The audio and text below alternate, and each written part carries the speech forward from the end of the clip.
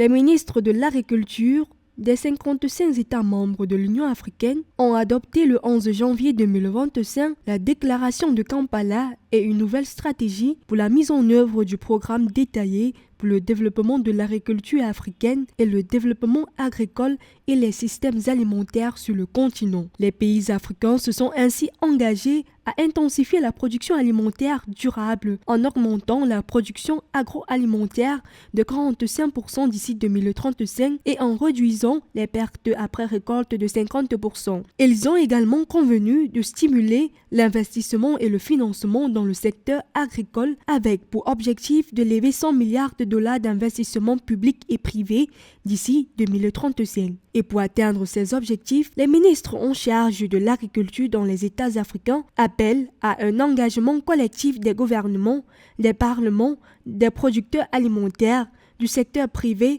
et de la société civile pour traduire les décisions en résultats tangibles agricoles.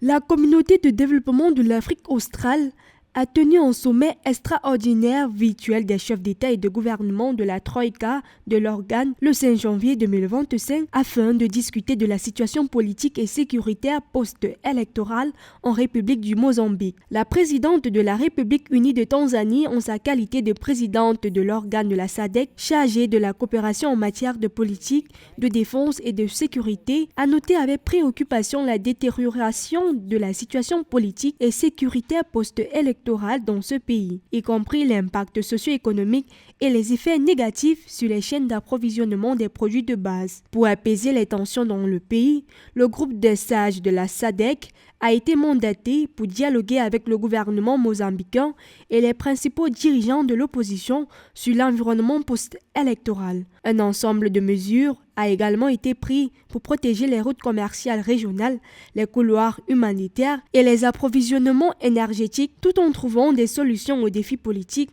et sécuritaires auxquels le pays est confronté. 8 jeunes et femmes innovateurs de toute l'Afrique de l'Est ont obtenu un total de 120 000 € pour développer leurs solutions visant à relever les défis économiques de la région. Les prix ont été remis lors du hackathon régional de la communauté de l'Afrique de l'Est qui s'est tenu à Nairobi au Kenya dans le cadre du 7e forum annuel du secrétaire général. Le hackathon a attiré plus de 1000 solutions innovantes ciblant particulièrement des secteurs tels que le tourisme, l'agroalimentaire, la protection de l'environnement, le commerce, la numérisation et les services financiers. Les projets présentés par les innovateurs abordent des questions cruciales liées à l'intégration économique régionale. Chacun des 8 projets gagnants, dont 4 dirigés par des femmes, a reçu 15 000 € pour contribuer à accélérer leur impact.